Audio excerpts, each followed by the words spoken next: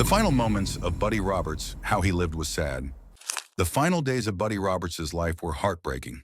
Throat cancer took a heavy toll on him, causing unbearable pain and slowly taking away his strength. It was a tough battle that he fought till the very end. So let's dive into his story and look back at the struggles that brought him so much pain in his final moments. But before we get to his struggles, let's rewind and see how it all began. Like many wrestlers of that era, he didn't start as a star right away. He worked his way through the smaller territories, paying his dues, learning the ropes, and building up a reputation as someone who could wrestle just about anyone.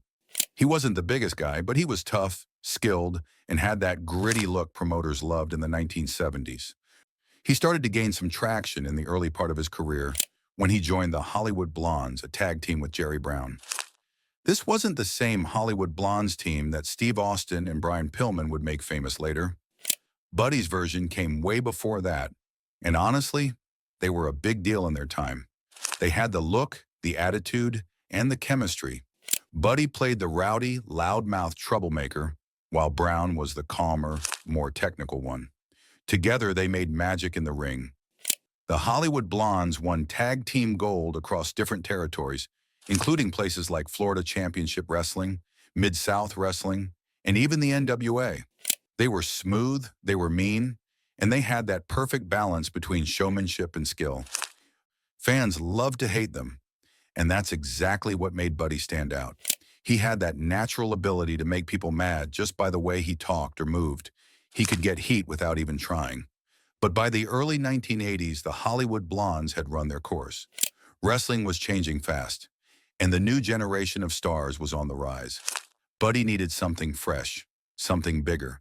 And that's when fate brought him together with Michael P.S. Hayes and Terry Bam Bam Gordy, forming what would become one of the most iconic trios in wrestling history, the Fabulous Freebirds. Now, this wasn't just another tag team.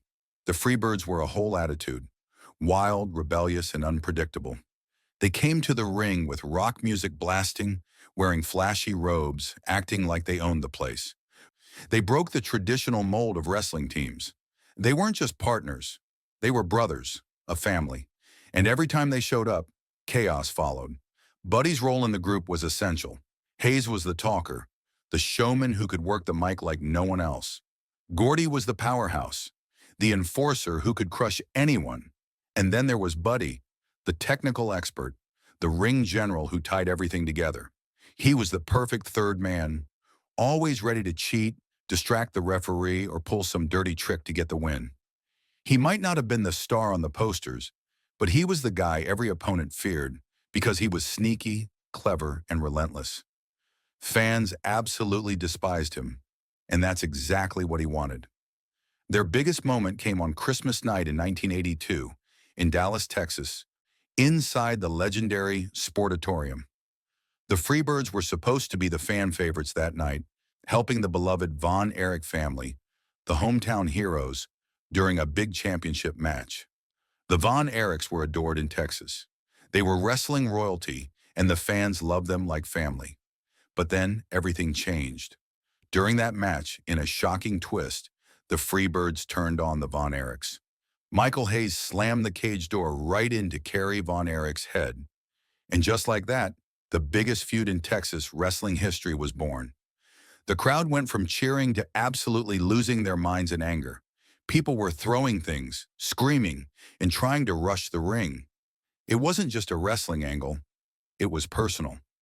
Fans took sides, and from that night on, it was the Von Erichs versus the Freebirds in a war that lasted nearly 7 years. Buddy Roberts became the most annoying villain you could imagine during that feud.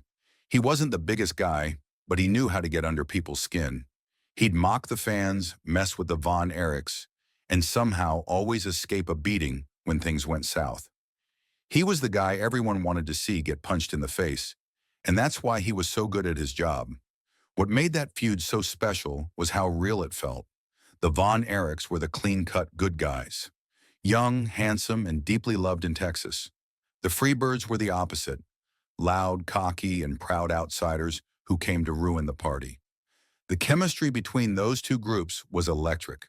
Behind the scenes, Buddy was known for being a solid worker, and a dependable teammate. He wasn't the type to demand attention or cause drama backstage. He was there to do his job, make the crowd react, and help the match shine. But wrestling was brutal on the body. The road life, the travel, and the constant beatings in the ring took a toll. By the late 1980s, after the fall of world-class championship wrestling, Buddy's career started winding down. The glory days of the Freebirds were slowly fading, and so was the territory scene that made them legends. Buddy eventually stepped away from the ring, quietly slipping out of the spotlight. While Hayes and Gordy kept appearing in different promotions, from the AWA to WCW, Buddy chose a quieter life. He had given everything he had to wrestling, and now he just wanted some peace. But that peace wouldn't last long. In the late 1990s, Buddy Roberts was hit with some devastating news. He had developed throat cancer. It was a painful diagnosis, and the worst part was, he knew exactly why. Buddy had been a heavy smoker for decades, and he openly admitted that his years of smoking finally caught up to him. The tough, gravelly-voiced Freebird was suddenly fighting for his life, not against another wrestler, but against his own body. It wasn't easy. He went through treatment, fought hard, and managed to beat it. But it left scars, both physical and emotional. For someone who had spent his whole career yelling at crowds, cutting promos, and living life loud, having throat cancer hit deep. It reminded him that the tough guy image couldn't protect him forever. Still, even through that pain, Buddy kept a good spirit. He would appear occasionally at wrestling reunions and fan events, smiling and joking with people who remembered him from his glory days. But fans who saw him could tell the years had worn him down. The once fiery, loudmouth Buddy Jack Roberts looked tired. The ring wars, the late nights, and the hard living had taken their toll. Even though Buddy Roberts had beaten throat cancer, the fight had changed him. The same man who once strutted into packed arenas with a smirk now spoke with quiet reflection. The wild Freebird who used to rile up entire crowds in Dallas was now spending his days away from the spotlight, living a much slower life. But Buddy wasn't bitter. He'd seen the highs most wrestlers only dreamed of, main eventing in sold-out arenas, being part of one of the greatest factions in wrestling history, and becoming a legend in the eyes of Texas fans. Still, you could feel there was a kind of quiet sadness around him in those final years. The business that had given him fame had also taken a lot from him. His health, his body, and the wild youth that once defined him.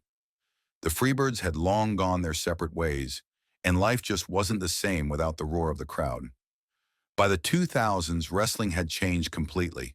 The territories were gone, the sportatorium was torn down, and the new generation barely knew the name Buddy Jack Roberts. For someone who once made thousands of people boo him every night, that kind of silence hits hard.